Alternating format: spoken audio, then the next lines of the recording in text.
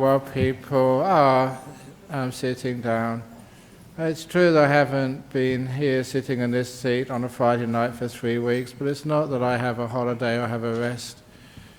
For the first 2 weeks I was teaching a meditation retreat at Ajahn Brahm, a 9-day retreat. There's only 60 places down there, but really give a lot of energy to teaching meditation. Really put some effort into that, to really get people to explore this incredible, amazing journey of meditation.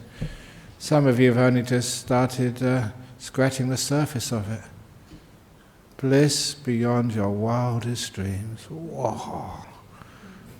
Honestly, that's what it's like. And so get people to at least get a taste of that. Beautiful lights in your mind. Wow, this is brilliant stuff. And that's where you get happiness from, and energy, and really good health too. But after that finished on a Sunday, I forget what day it was, then straight in the aircraft to go to Sri Lanka. Because there's so many countries in the world where they look at me through that little lens, they're probably looking now, and of course they want you to visit, see you live. And actually this time was actually teaching monks and nuns, teaching the teachers. A meditation retreat, 120 monks and 30 nuns, teaching teachers. So that, and it's a bit sort of quite not embarrassing, but actually the word really is scary in my position. That there you got this Buddhist country of Sri Lanka for 2,300 years. Really, really strong. And they invite a white monk to teach them. It's absolutely crazy. I expect them to come here and teach me. But there you go, and it's very, very popular and very powerful. Apparently many people are actually practicing that. So anyway, that was very, very tiring, but really, really worthwhile. So if I'm not here, I'm just working my butt off somewhere. I don't know why I haven't got a thin butt anymore, because I work it off every week. But it was very, very wonderful and very, very enjoyable. And just, it's also to know that those of you who come here, that little camera over there, that is a portal to thousands of people. I don't know how many people just working backwards. The flight attendant on Singapore Airlines, just on the way here from Singapore this afternoon, Ajahn Brahm, they know you straight away. That I went to listen to one of your talks in Singapore. I was really, really struggling with my life. Things were going very wrong. Thank you for helping me. Little things like that. Now, if you want to get good service on an aircraft, if you find just one flight attendant like that, you have wonderful service that day. And even at the customs. Actually, I never saw her there. I'm not sure if she's here this evening. Comes every Friday night, works in the customs at Perth Airport. So when I go through there, you get your bags checked. Ajahn Brahm, are you giving a talk tonight? Yeah, I'm giving a talk tonight. I'll see you there, she says. So do I get my bags checked? No. Straight through. I live a charmed life. And everywhere else, even at Sri Lankan airport, Bandaranaike airport. The guy looked at me and said, I've seen you on TV before. Yeah, it's Ajahn Brahm. Oh, nice to see you. Stamp. No questions asked. But anyway, it's very, very beautiful. Just hard work, but it's very enjoyable and very fulfilling. For some reason or another that you feel that that's my life path this time. I don't know why, but so willing to do that. And there's a few times I thought, retire, take it easy, stop traveling around the world, stop giving so many talks. But then a few years ago I went to see this very great Thai monk. He's a monk, just if you haven't heard this story before, to put it in perspective, it's a monk called Ajahn Brahm. He spent a year in Bodhinyana Monastery in the early days. But this was much later when he was in the forests, in the jungles of Thailand. And that is when he had an encounter with a king cobra snake. And I was taught, when I learned not just the Thai language, but the Laotian language in the northeast, and also the nicknames, the local slang. And that particular snake was given the name the one-step snake, in Laotian. And I asked, why do you call it that? And he said, because once that snake bites you, you have one step left, and then you're dead. That's the Northeast Thai sense of humour. Thank you very much. But it's very venomous. And this snake, he was meditating in the jungle, and the snake came right towards them. Came to the head monk, first of all, Ajahn Brahm, and he lifted up its head, opened its hood, right in front of the monk's nose. Would you be scared? All the monks saw this, corroborated, actually happened. Would you be scared? Would you run away? And look, I lived in the jungle, and it's incredible. I've seen big snakes before. Incredible how fast they can move. When you see them running, you realize there's no way you can outrun that. They'd catch Usain Bolt, no problem at all. 50 meters and he'd be gone. They're honestly, they're really fast in the wild. So no way he could run away. So this monk, what he did, for those of you who don't know the story, raised his hand and patted the snake on the head. Thank you for coming to visit me, he said, in Thai, in Laotian actually. Thank you for coming to visit me. And he patted the king cobra on the head. And what did the king cobra do? If the king cobra had a sound like purring, it would have emitted that sound. It loved every minute, because it's very rare to get your head patted by a human if you're a snake. Very, very rare. You know that sometimes you like having your head stroked or patted, good boy, good girl, it's nice. And there the old king cobra having a great time, but everybody saw that. So it didn't bite him, he was fine. And that was the same monk. This is my big problem. I went to see him once. I'd seen him many times, paid my respects, and I asked him, I said, look, I'm getting old now, getting tired, let somebody else do all the talks, I want to retire. And in front of everybody he said, Ajahn Brahm, if you retire and stop teaching and travelling, you will die. Thank you so much. So now you won't let me stop. That wasn't what I expected to hear. I wouldn't have minded it, but everyone else heard it. So anyway, that's my karma. I've got to travel and teach. But whatever your karma is, whatever you have to do, you travel and teach, that's obviously my karma. So I enjoy it. Give it everything I've got and make fun with it. And for goodness sake, stop complaining. Whatever you have to do in life, if you have to work in the tax office, that must be your karma from the past life. Don't know what you did bad, but just enjoy it, you can have fun. And honestly, I tell a lot of people they have the different jobs in life, and they're different parts, or they're retired, or they're out of work for a small while. For goodness sake, stop complaining and enjoy it. Make something out of what you have to do in life. So simple. So for me, no complaining. Even just before I came in here, there's more books to sign. But that's nothing like last night in Singapore. Unfortunately, I don't know why people do this. There's a new book out. A cat book. Perfectly content. And I was spending hours last night signing that. So, what do? Accept it. Embrace it. Make something out of it. And stop being negative and complaining. And a good example of that, again, is Donald Trump. Without Donald Trump, there would be not hardly any jokes going around. You just even look, I did this in Singapore, just mentioned Donald Trump and everybody burst out laughing. It's amazing how he gets great sense of humour, but that's okay in Australia because what he does doesn't really affect us, I hope. Maybe. Anyway, let's see. But anyway, the talk for this evening, which has nothing to do with what I've said so far, as usual, is I wanted to give a talk on reincarnation, because we haven't talked about that for a while. Something interesting. But especially, why is it that too many people have difficulty just embracing that and accepting it and understanding it?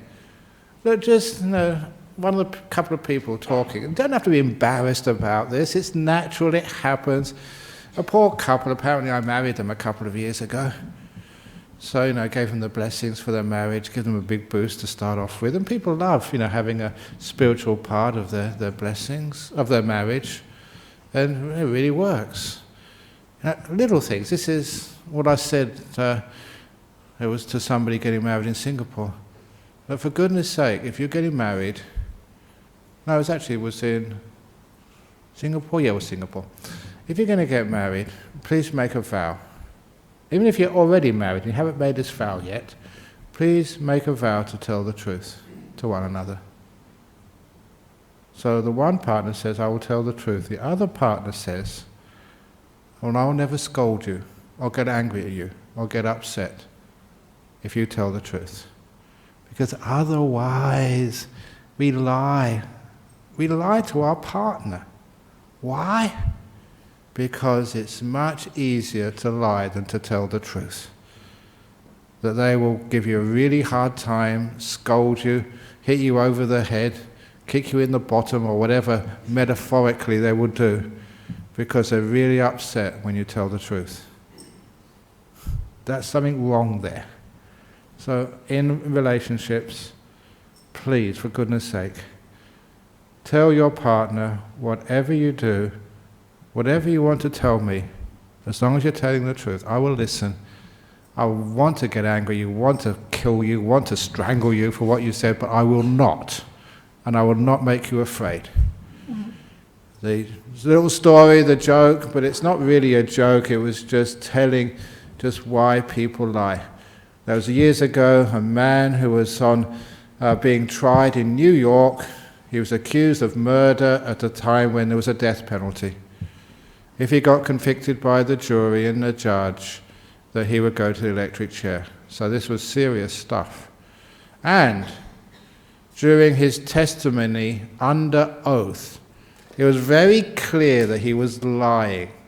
So the judge intervened. Sir, do you not realize the penalty for perjury, for lying under oath, is very severe?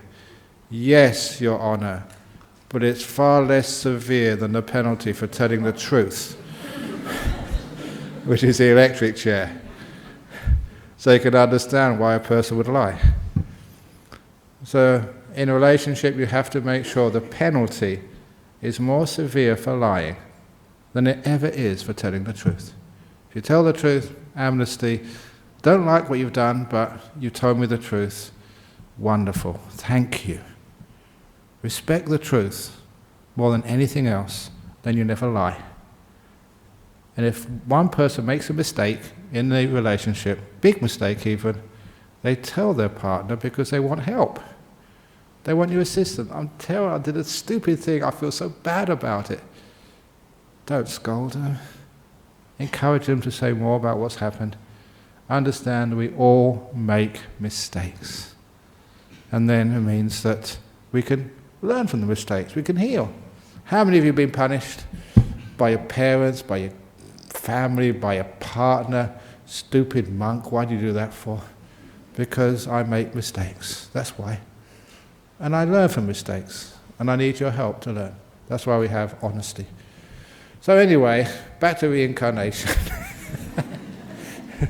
We call reincarnation the wandering people back and forth, and I've been just wandering around. Now, I can't understand why people don't actually accept it. A bit of history for you. In Europe, let alone Sri Lanka and India and China, in Asia, in Europe even, everybody accepted reincarnation as a fact of life. They just took it that as obvious as you die, you get reborn again, whether it's Socrates or one of my really interesting little stories in 543 AD. I know that number because actually 543 BC was the official date the Buddha passed away in Thailand and Sri Lanka. People say it's not quite that date, but roughly. But 543 AD, the emperor, and that time Constantinople, Byzantium, put the Pope in jail for 1 year. Imagine that, the Pope going to prison. His name was Vigilius, and it was Justinian was the emperor. And the reason the emperor put the Pope in prison for 1 year, because the Pope refused to deny reincarnation. Justinian wanted him to declare reincarnation as a heresy. The Pope refused. So it was secular forces, the government, the equivalent of Donald Trump in Byzantium in 543 AD, put the Pope in jail for 1 year. And after 1 year in jail, then the Pope relented. So, Donald Trump, don't get any ideas. You're not going to put the Pope or the Dalai Lama in jail, okay? That's what they did. And after 1 year being in jail, he changed his mind on reincarnation. For obvious reasons. It was tough in jail in those days. Not like Australian jails today. But there he goes. And 1 year later, 545 AD, that's when they held the Fifth Council of Nicaea. And that was the time Christianity made reincarnation a heresy. Before that time, accepted. Afterwards, forbidden. Even if it wasn't accepted, at least it was allowed. It was on the table to be considered, everyone for themselves. What I don't find really difficult these days, why do some people say, no way, it can't happen, it can't be? It's not even an open mind. So that's what I wanted. There's so much evidence there. You can find it if you wish. There's some people here that remember their past lives. Or why? Anyway, why is it important? One of the reasons it's important came up today. I was saying about the marriage and I got diverted. Actually, I diverted myself. I can't blame anybody, my karma. But it was the couple, they would say they had a miscarriage.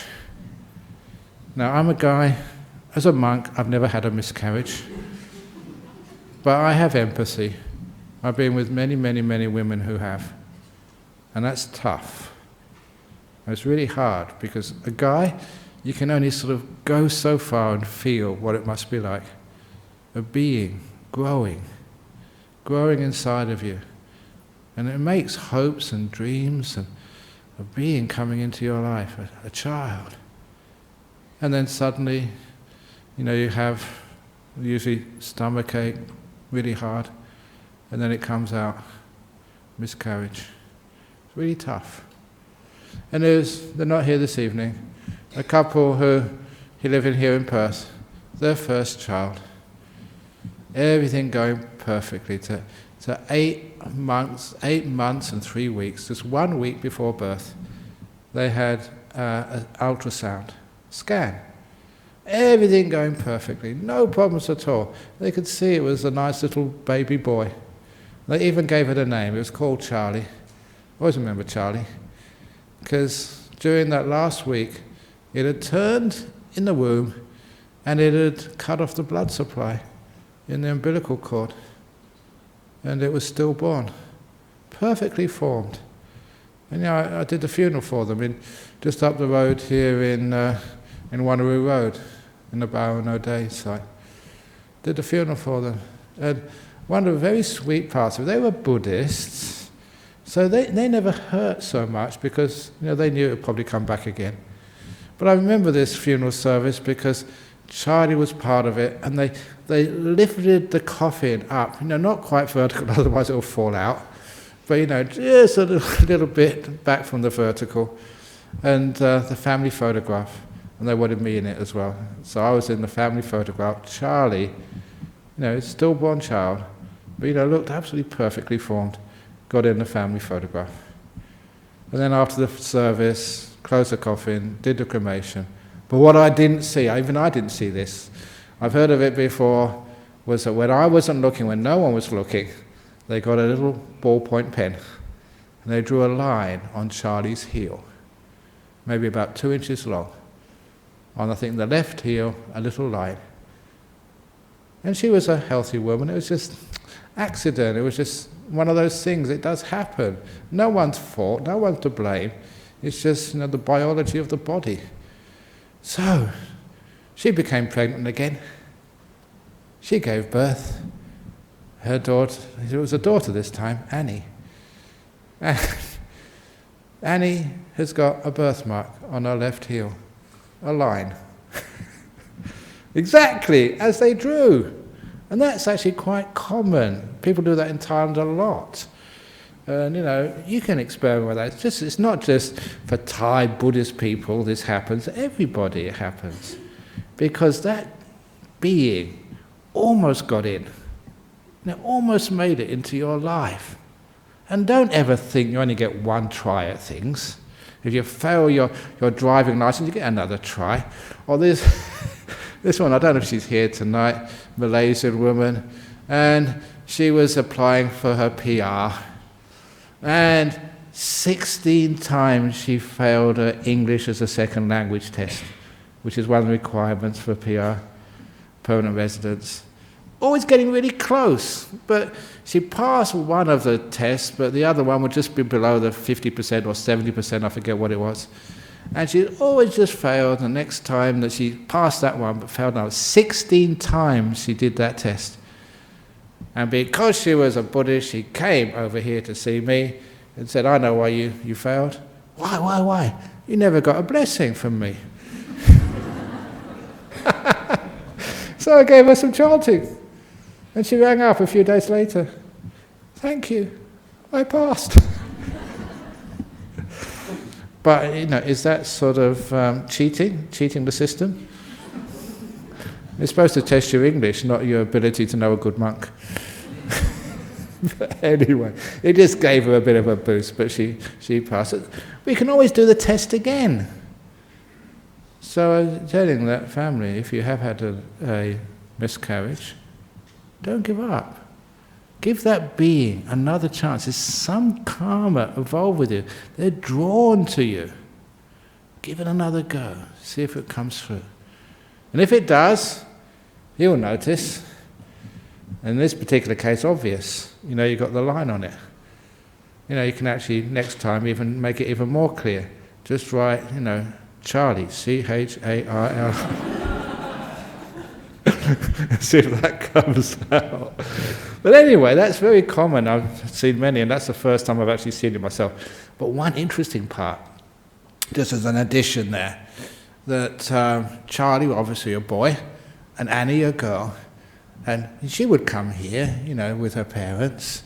We were brought here many, many years ago now. I'm not sure what's happened to her. But she was a typical, really stereotypical tomboy. Never liked to play with the girls, always used to like hang out with the boys and beat them up. It's only 5, 6 years of age. Really a tomboy. And it's obvious because was a boy before.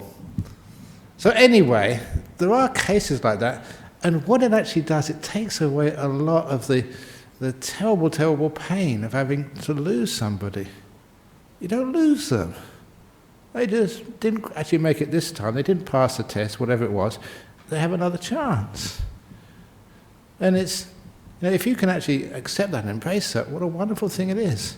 It takes away such a lot of the sting of a separation.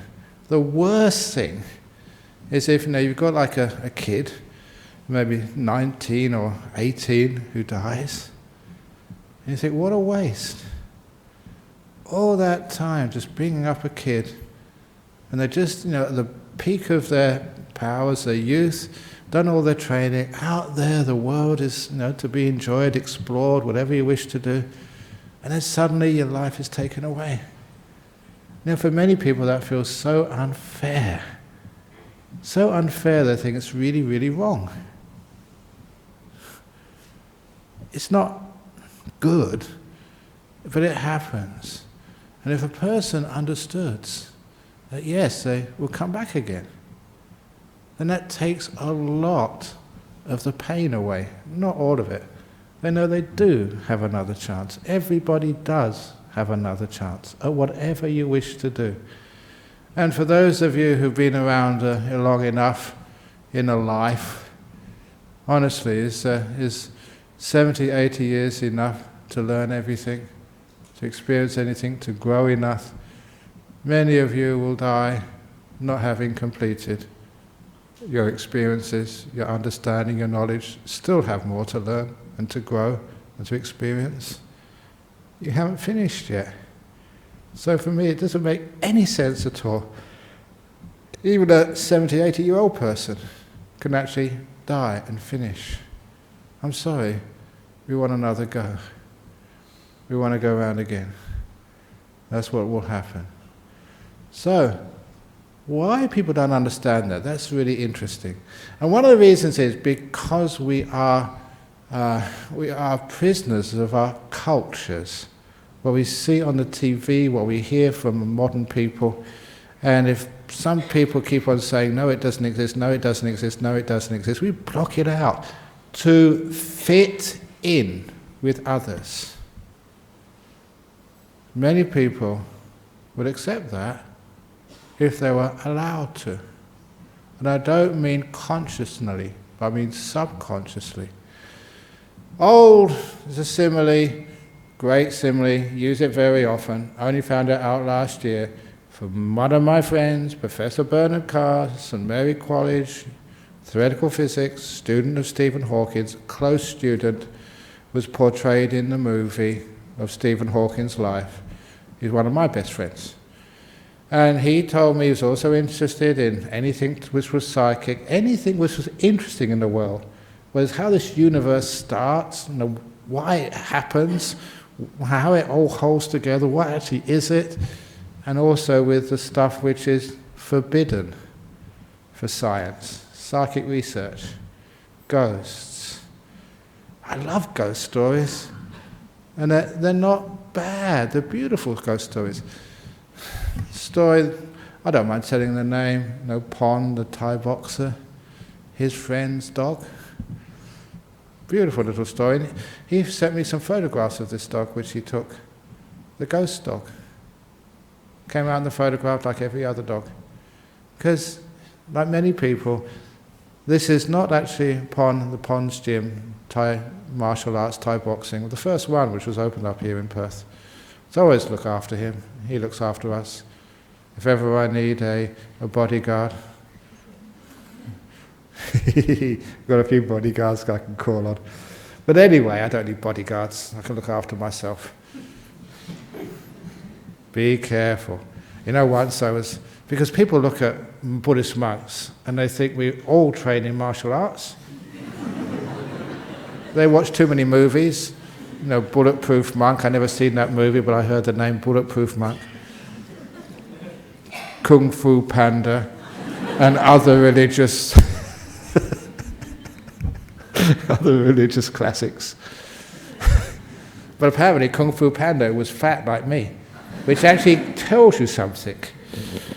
The real masters of martial arts are the big ones.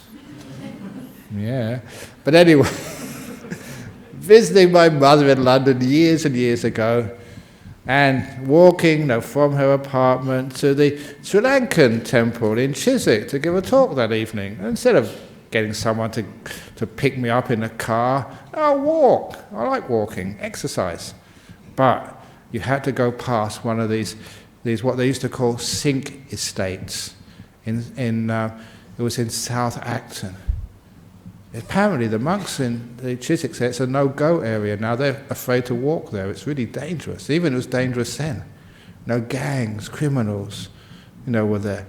And so I was walking down the road and one of those gangs, because it was an evening talk, they were gathering together. I don't know what they were up to. About sort of a dozen young teenagers, big guys. And they saw me coming. There was no way around. I couldn't just do a U-turn because I'd be late for my talk. So I had to go right past them. And as I got closer, that's when they started chanting, Buddha, Buddha, Buddha, Buddha. 12 teenagers chanting, Buddha, Buddha, Buddha, Buddha. And I went right to them.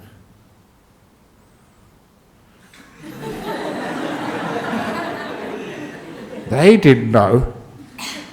I didn't know either what I was doing. But I thought that's what you're supposed to do. And then because I had shown no fear and did some sort of pose they'd never seen before, they thought, wow, we're not messing with this master. And they parted and let me right through. They're really cool. I wish those things were on video.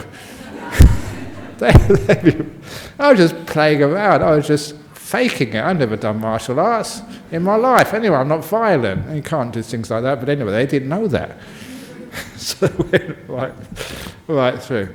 And actually, where was I going with this? What is martial arts, go back, giving a talk in London. It's supposed to be about reincarnation. I don't know where I got that from. Anyway, oh yes, the dog ghost. So, so here we've got the dog ghost. This martial artist, Pon's Jim, his best friend had a dog. Dog got sick, like dogs do, eventually. Did dogs get reincarnated? This one did. Because what happened? Taken to the vet, nothing more you can do. So they held it in the arms. Look, this is something for each one of you. I haven't said this for a long time. If that happens to you, you've got a dog, or a cat, or a rabbit, whatever, you take it to the vet, and the vet said, I'm sorry, there's no hope, it's in pain, we've got to put it down. Don't just follow what the vet says. Just take that dog, that cat, into a quiet corner, hold it, love it, look it in his eyes, and then ask the question. My dog, love you very much. Have you had enough? Do you want to die, or do you want to carry on living for a few weeks or days? If that is your dog, you've had it in your house, in your bed, played with it, seen it grow up for a long time, you will know the answer straight away. You'll know that. I think she's not here this evening. I don't mind saying this person's name either, Judy Rushforth. She did one of the best stories. She took her dog to the vet. Vet said, got to put it down. She followed my advice, took it to a corner, held it. Do you want to die? Have you had enough? You got cancer? And the dog made clear. She felt it. No, I don't want to die. So she took it back to the vet and said, no, I'm taking it home. You stupid woman. You as a Buddhist, you Buddhists are so cruel and selfish. That dog is pain. It's going to die. You're just extending its agony, you stupid Buddhist. And they really scolded her. But she stood her ground, took her dog home. 6 months later, she took the dog back to the vet. It had made a full recovery by itself. She took it back to the vet, looked at it and said, it's incredible, it's amazing, it survived. You Buddhists are so wise. Totally changed his attitude. So, the dog knows, the cat knows. So, trust the cat's knowledge. And, if you took your husband, to be put down, for goodness sake, ask him, do you want to be put down? It's his choice, and you can't tell him what to do. So you've got no right to kill. Animals have a right to choose, just like you have sometimes. It's called voluntary euthanasia, but that's a totally different subject. But anyway, took the dog to the vet, was injected, died in their arms, and so they went home. Just really miserable, upset. Apparently it was 6 days later. He got up to go to work. I think it must have been a contractor, because he would go to work every morning, and the dog would usually go in the cab with him, as no dogs do. So, when he opened the door early one morning, the dog was outside. Couldn't be. The dog was dead 6 days ago. There was a dog exactly the same size, looked exactly the same, and ran into the house past him. He couldn't stop it. And he went back in the house and saw this dog go to every corner of his house where it would usually lay down and sleep, the favourite corners. go there, lay down for a few seconds, get up again. And apparently in the patio or somewhere, they had a leaky tap, couldn't afford to find a plumber, so it was always leaking, and that's where the dog would always get something to drink, some water on a hot day. Like dogs do, they just get the tap, put its mouth around the tap and get some water, and that's what it did. Its old habits was just reliving one more time, and then went up to the bedroom, because before it would go to work with its master, would actually kiss the master's wife, his wife. Like dogs, people do. Just the dog puts his muzzle up and the wife just kisses the dog. And because she was half asleep, early in the morning, she hadn't really woken up yet, husband had to get up early, she forgot the dog was dead. So she kissed the ghost dog. So please be careful when you first wake up in the morning, be careful what you kiss. You might forget, my husband died and you still kiss him because you put him down when you took him to the vet. That's only a joke. So there we go. And then after kissing the wife didn't really understand what was going on, half asleep, but she did it, and it really freaked out afterwards. And then, of course, the dog went down and wanted to get into the cab. And the guy said, no way. And the dog ran off in the other direction, never saw it again. Beautiful little story. The dog, one last visit, to home. See all the people it loved. And then go. Stories like that I find really beautiful. Life doesn't end when somebody dies. Wouldn't it be a wonderful thing? If you had a dog and it just came back one time, say goodbye. Or it's just like what you'd expect a person, a being, to do. Dogs, animals are beings. They're not that dissimilar for us. Anyway, back to reincarnation. Look, I've got to do this because people always say, Ajahn Brahm, be scientific. There are more people alive today than ever died. And that's so true. You can work it out. It's a fact. There haven't been enough dead people, since the planet was formed, to actually account for all the people alive today. They cannot have been reincarnated. But that is the conceit of our modern Western world, to think that human beings are something special, and that there's this huge chasm between human beings and the animals. And honestly, it's just so obvious. Human population growing, animal population decreasing. Hugely. So, it's quite obvious that all the extra human beings alive today are those who have been animals before. Explains so much. Donald Trump, guess what he was in his past life?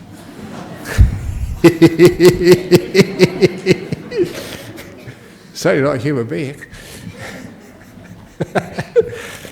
Well, anyone who wants to say that. But yes, and anyone who doubts, who really look, there was this scientist, I did my science, Linnaeus, his name was.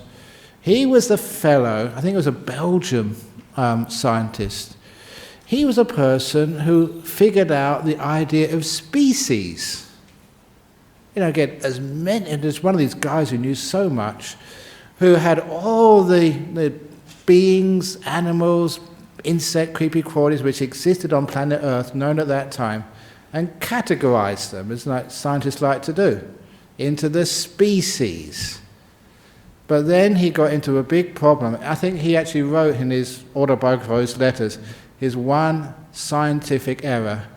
He said, I knew I was making a mistake here, but if I did not, just abandon my principles and actually lie, my work would never have been taken seriously. And that was when he put human beings, Homo sapiens, chimpanzees and gorillas, I don't know what the Latin name was, but they put them in separate species, when everything he knew meant that we are in the same species. Human beings, Homo sapiens, gorillas, chimpanzees, we are, according to him, one and the same species. Nothing really to distinguish us as far as that species thing is concerned. But he knew if he had published that 150, 200 years ago, I don't know the time, he would have been not taken seriously.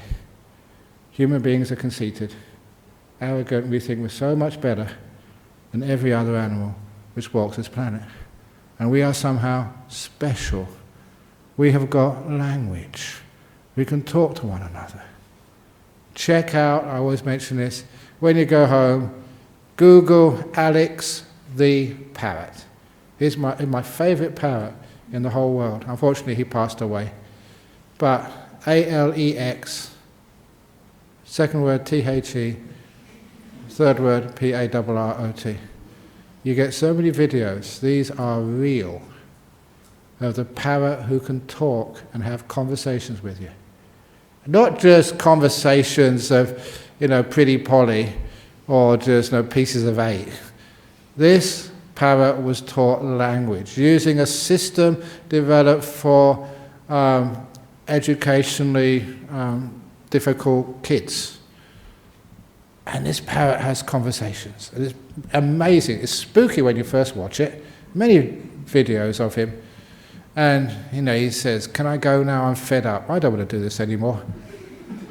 It's a parrot with attitude, and it expresses it in language. It's only simple language, but it's talking with people, having a conversation. And it's not special effects. This is not DreamWorks, not Spielberg. This is a real parrot. And this real parrot, apparently, he started teaching other parrots how to speak. And there's one video, it's really funny, he says, "You're not saying it right." One parrot talking English to other parrots. Check it out. And it's not just for fun, it's actually showing that beings, animals, are not that different than you. Not that different. You give them a chance to learn language. Coco, I think it was the African gorilla in New York Zoo, they taught Coco sign language. And he talks to himself. They catch him on video in his cage doing sign language, actually talking to himself like other beings do. So, when you see that, it's not such a strange thing to expect human beings, animals, we can actually come and go between one another.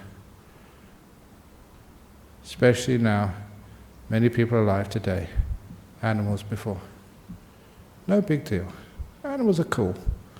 Dogs, look at your dog. How many of those are with dogs, really close pets? These days they don't eat dog food. They eat what you eat. I remember one of my favourite cartoons, I've got to finish soon, I'm just rambling, but one of my favourite cartoons of this family at a dinner table having their dinner. Sometimes how the dog comes up to beg? But this time the dog comes up with a revolver. I said, "I'm done with begging."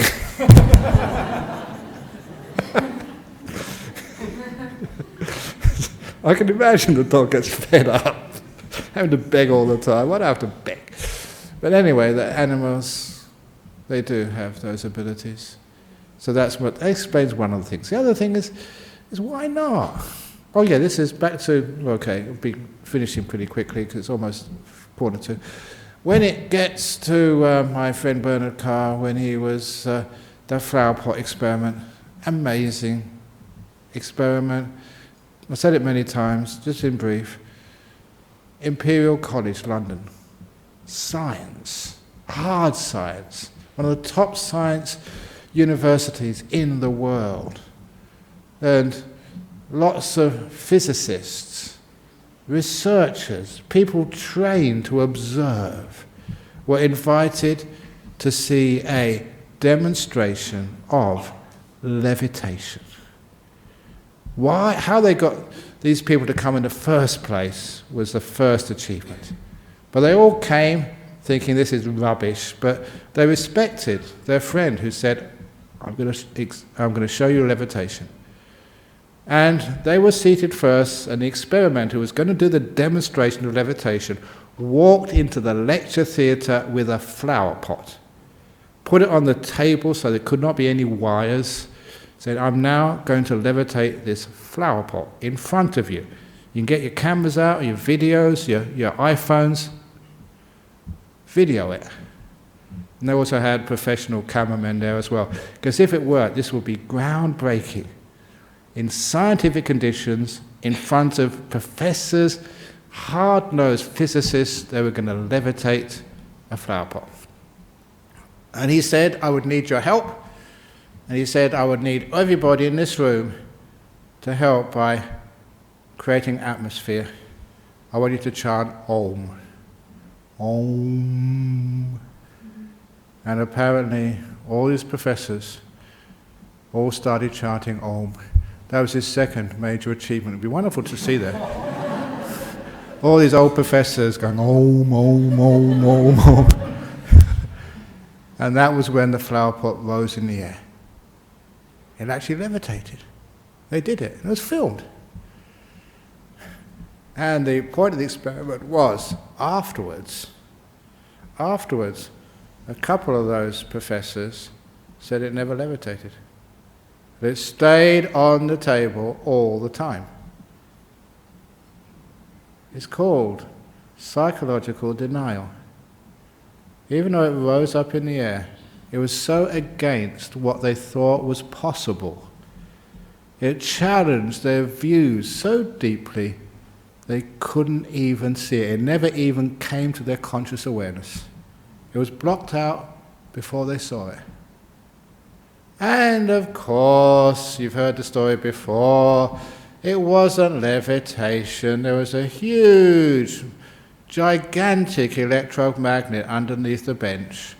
And when he turned on the power, such large currents needed to raise a flower pot, always make a hum.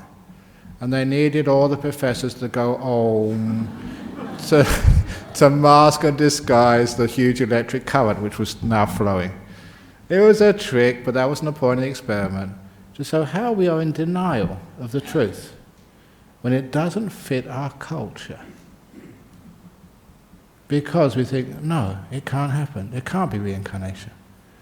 And even though many people in this room know it's true, proved it, had experiences, if not in deep meditation, in hypnotic regression, they know it's true. They've been there, they tested it out. Check details which you cannot find any other way. They're convinced, but can you convince others? No way. Why? Because it can't be true. Be careful of that. Can't be true. If you want to be fair, if you want to be devoted to truth, you have to be open to things which sometimes you find hard to understand. You cannot get your mind around it. So don't reject the evidence of life. You have to change your attitudes of life to accommodate the truth. Never allow your learning to stand in the way of truth. Those couple of professors, their learning told them levitation is impossible. And it stood so squarely in the face of truth, what was happening in front of their eyes, they never even saw it. Did not register in their consciousness. Be careful. So anyway, I've only just touched the surface of reincarnation, but I know it's true. See you again.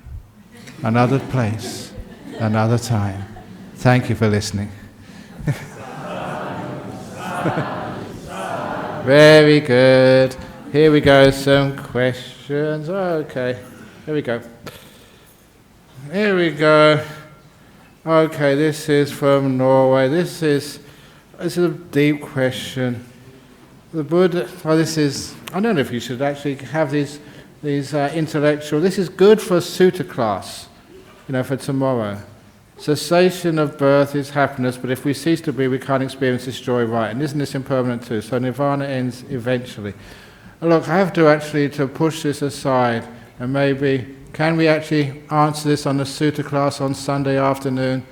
because that is more appropriate to that class when it's deeper into the teachings of the Buddha. So I'm going to pass that question now. Please, I will answer it. Please, can you keep this for Sunday afternoon, Sutta class? We often say that bad things can happen to good people and good things happen to people who don't seem to deserve it. Is this likely our karma from the past life? Bad things happen to good people. Sometimes you don't know if are they really good people?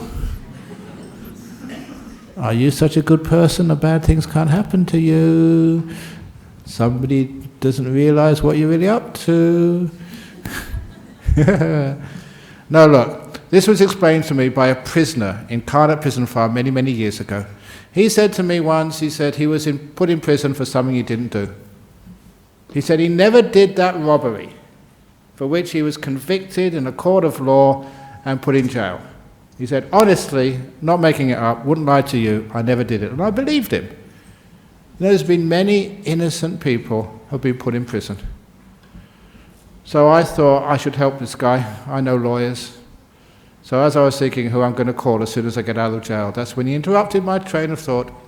And he smiled at me. He's in his maybe about 50 years of age, in and out of jail all his life. But he said to me, he said, Ajahn Brahm, honestly, I never committed that crime for what I've been put in jail for. But, he said, there are so many other robberies where I wasn't caught. I guess it's fair. That's karma. You get put in jail for something you didn't do, but there's many things you got away with where you weren't put in jail for. Good things can happen to people who do not seem to deserve it. Oh yeah, for a while.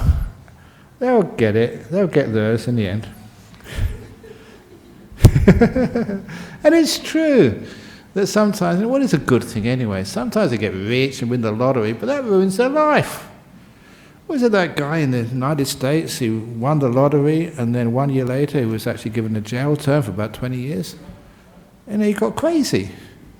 It just messed up his whole life. He said, the worst thing ever happened to me was won the lottery. I mean, honestly, it's really dangerous. You lose all your friends, because they only come there for money. You don't trust them. All your relations you've never seen before, come up, and you have all these begging letters for people trying to swindle you out of your money. Oh, it's just such a pain. It's been known, sociology, if you win the lottery, you're in big trouble, a lot of suffering. So if anyone does win the lottery in the next few weeks, I can help you out of your suffering. So we'll take all your money for the temple, and then you'll be happy. Nah, I'm only messing around with you. So, and bad things happen to good people. If you're really a good person, a bad thing can't happen to you. Other people might think it's bad, but you just, like water for duck's back, it's dung for your mango tree. Extra fertilizer to become sweeter. Bad stuff is just fuel for my compassion and wisdom. So bring me more bad stuff. And so it's bad things. I don't call them bad things, I call them opportunities, difficulties, struggles in which you can grow from. Anyway, last one. Could you please explain how coincidences and karma are connected? I mean, there are people who suffer so incredibly, and I cannot see how they could be responsible for it. Indeed, but sometimes you look at suffering, and I look at it in a different way sometimes. Please don't just accept accepted ideas of what actually suffering really is. A lot of people got a lot of wisdom, kindness. And if you just put it in just one life, it seems really unfair. They suffered so incredibly, are they responsible for it? What happened in the next life, and the next life afterwards, and the life after that, and the life after that? If you put a big picture in suffering, then sometimes, many people have told me this, at the end of the life, the suffering was worth it. And I just reminded, next Tuesday, I have to go to the Cancer Support Association in Cottesloe to give a talk. Go there once a year. And I love going there. Don't say I have to, I want to. And people with cancers, this is like being in a concentration camp for sometimes years. I don't know if anyone's ever had chemotherapy. Well, that's really tough sometimes. You're really sick, tortured for a long time. Hopefully that doesn't happen to anybody who's listening. And there's ways we can actually help lessen that. But every time I've seen people at the Cancer Support Association, when I first saw this, I thought they were crazy, but they kept on saying this again and again and again. The best thing that ever happened to me, getting cancer. Whoa. I'm not saying that. I can't say that. I've never had cancer. But these people did. And that's what they said. Not just one, hundreds of them. What the heck can they mean? The best thing that I suffered so much? They said, yeah, it was really unpleasant, uncomfortable, painful, but I learned so much, I grew so much, I understand so much more. So I didn't like it at the time, but it was the best thing that ever happened to me. Wow. So sometimes you wonder, what is suffering and how we use it? Sometimes it is the best thing that ever happened. Terrible at the time, you can't see that at the time. But later on in your life, especially at the end of your life, all the difficulties and problems you face, you find a meaning to it. That means it's the best thing. Life is not just to have a good time, to be free from suffering. The suffering and the pain is where we learn and grow. Teachers at my school, which I hated, the toughest teachers, some of those were the ones I learned the most from. Hated them at the time, but wow, they really pushed me, and I learned so much. Thank you. So anyway, any questions from the floor while I'm here? Before the monsters come in. Have the monsters come yet? Not yet. Okay, still looking for monsters. The monsters are on the way. Very good. Running late. Monsters are always late these days. It's not like the old days. You can't trust a monster these days. So any questions from the floor tonight? And of course, many of you may have memories and old anecdotes of reincarnation, people remembering stories when they're first born. Great stories which I've collected over the years. One of those was this little girl. She's a Buddhist, her father was a Buddhist. And when she was born, just after this guy's auntie had passed away. And her auntie, she was a businesswoman in Sydney. And one of her characteristics, she never or did anything to stop paying tax. She hated paying tax, just like Donald Trump. And when she died, her nephew, the wife, gave birth to a baby. And as it always happens, if someone gives birth to a baby, all the family come round to have a look. And everybody said, wow, that looks like your auntie who died a few months earlier.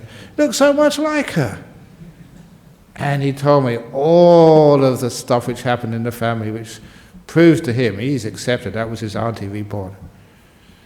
Came in with a coffee cup. That's what he inherited, some of her crockery. That's my cup! Daddy, give me my cup! Only about 3 years of age.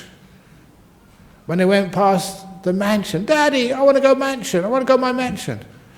But the best was when they were going down one of the motorways in New South Wales. And there was a huge billboard about tax from the New South Wales government, or the federal government. And this little 3-year-old said, Daddy, what does tax mean? And of course, it's hard to explain to a 3-year-old what tax is. He said, look, if you get any pocket money or you earn any sort of dollars, you have to give part of that to the government. That's called tax. And this 3-year-old turned around and said, Daddy, if I get any money, I'm never giving any of it to the government. characteristics, from a previous life. Why would a 3-year-old be interested in tax and be just so negative to paying tax? And so, you have all these characteristics we got from the past. It explains so much. And if any of you have ever given birth, or you've been a father, you held your child in your arms for the first time, and you look at that kid. As a mother, as a father, this has come with history. It's not a blank slate. It's not just a photocopy of mum and dad. It's something extra. And if you haven't done that yet, young women, when you give birth, hold your kid. Hold your kid close, look at it. And it's so obvious. This is a being with history. It's come from a distant place. It has memories. It has character. You can see that. You know what happened to one mum who came here quite a few years ago now, when she gave birth, still in hospital, first few days, gave birth, and the baby was breastfeeding. So, on those beds, it was lifted up, so you weren't flat on the bed, you were sort of, 20, 30 degrees or something from the horizontal. And the baby just finished breastfeeding. And she told me this, freaked the mother out, that's why she came and told me. She said, after breastfeeding, the baby just crawled onto her belly, sat up, crossed its legs in full lotus position, put one hand over the other, closed its eyes, and for all intents and purposes looked like it was meditating, right on her belly. And that freaked her out. But you can understand, just after a good meal, have a nice peaceful meditate. Nothing else to do for a baby.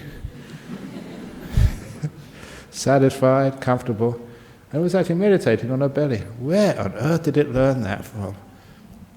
So there's lots of ideas, lots of experiences like that. And we can't convince scientific community, because how can you measure that, past or future? How can you measure the past? Well, apparently you can. It's Ian Stevenson.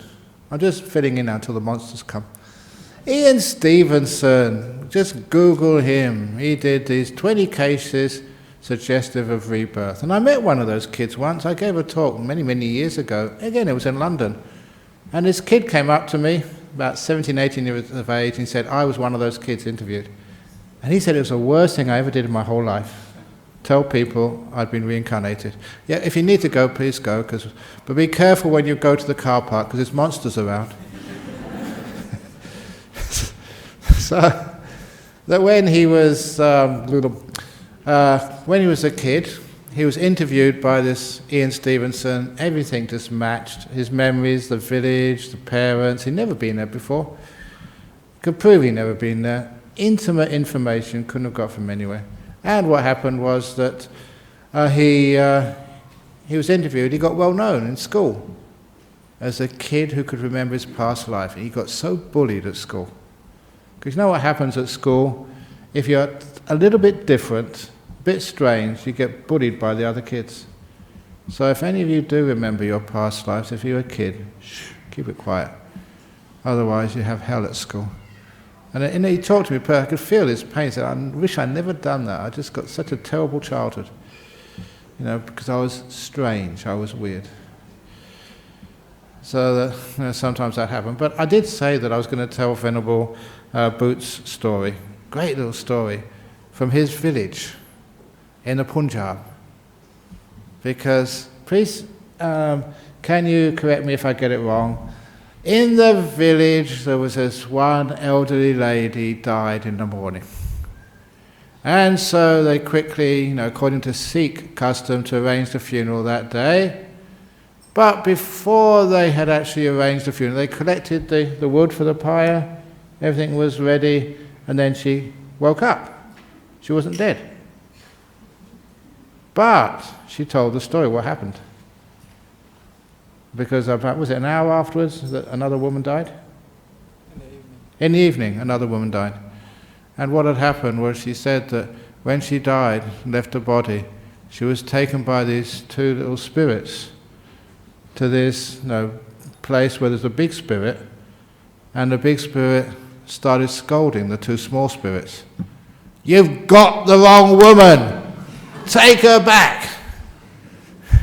So they had to take her back, and when she got back, that's when she woke up. And they took the right woman afterwards, because there was two people with the same name in the village.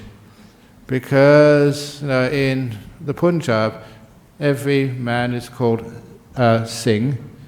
They've got the first name, but Jim Singh, or not Jim, but party names, Wijit Singh, and every woman is called Ku, you say? Kaur. And so the surnames are always the same. Every woman has the same surname. Every man has the same surname. Just the first names. It just happened they had the same first name. So the spirits got the wrong woman. So they had to take her back and get the right one next time. Second time was lucky. It was that woman, she actually died and got cremated, yeah. Stories like that are really cool. I love those. And they say there's one of the famous monks. This is actually, remember Ajahn Sujato? This is Ajahn Sujato's teacher in Thailand. And he told once, he let it pass, how his earliest memory was actually seeing this incredible light and then sort of being taken out of the lake. Born in a lake. The full story is this. That in the village in Thailand, this little, I think there was the elder brother and the younger brother. They were playing by the lake, and this young man fell in the lake. And I think the elder brother, I think it was actually his sister, and his sister ran back to the village to get help. And they searched for the body, I think all day. And they found the body in the evening, sort of, the bottom of the lake, drowned. Many, many hours, 7 or 8 hours, this young man had been in the bottom of the lake. And they dragged him out. And they had a custom, there's all sorts of weird customs in village life, to drag him, to the village, maybe to get the water out. And as they dragged him to the village, he came to. And he said, "This was my first memory. Incredible light, and then I came into this body and I was alive." And he became a really great meditation teacher. Was it that first boy? Or was it a case which I've heard happen a couple of times, corroborated, that body, the first being who was in that body, passed away? Is it underwater for hours?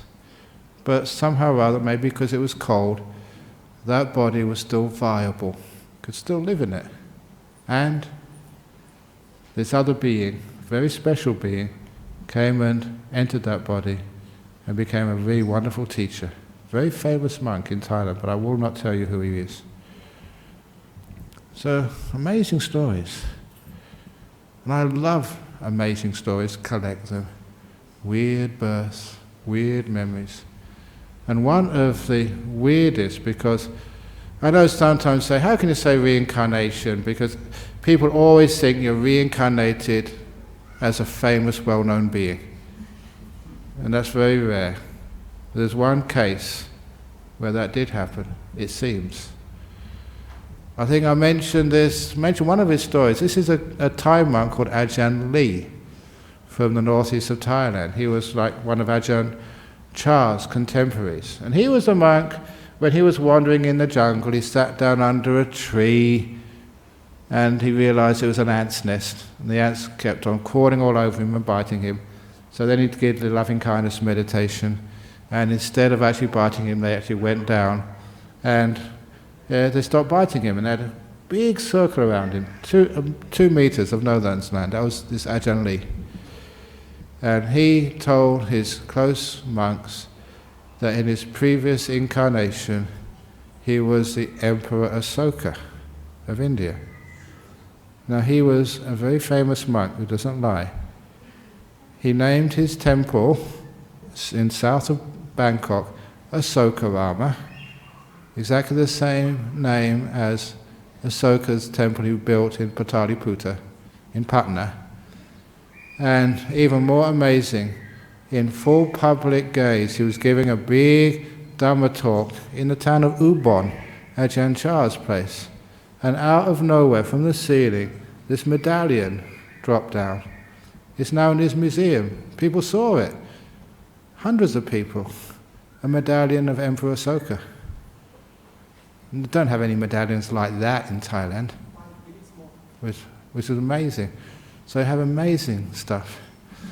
Okay, look, if anyone needs to go to the toilet, don't all go to the toilet at the same time, otherwise it'll be a big crash. But if you just want to go, I'm just saying a few words. Anyone got any interesting questions to ask before the... One question here. Yeah, okay. They're here now. Okay. But we'll take this question just as they get ready. Yes? When you were talking about reincarnation, I was with the different species and stuff, and you talk about the precepts of Buddhism not to harm any being. Yeah. Doesn't that itself sort of preach veganism?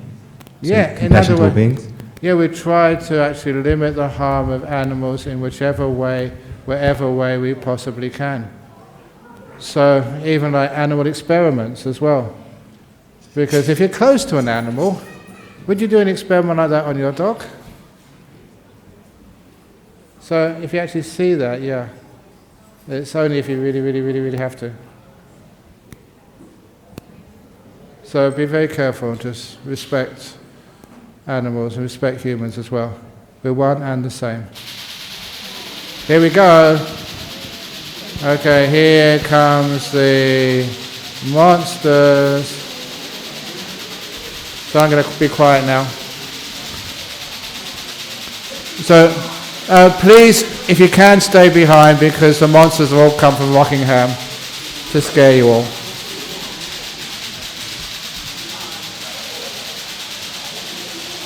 The monster!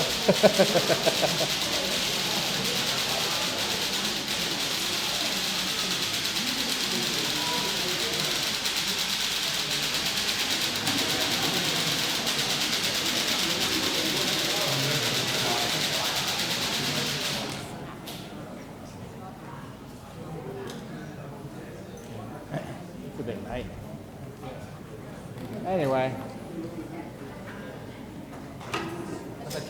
Yeah, they're coming in here. Can I have people on the sides, please? Because they're going to come and do their stuff. So on either side of the little walking mats. So if you can sit on either side of the walking mats, so they have a full way to do their tricks here in the hall. This is an old tradition at our temple. So we can celebrate, here we celebrate three new years every year. We have January the 1st, we have February the 13th, it's the Sri Lankan,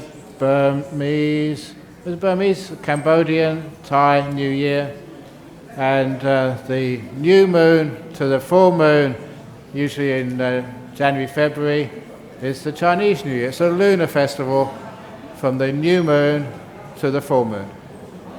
So it's still part of Chinese New Year for 15 years. And for this year, as you all know, it's the year of the rooster.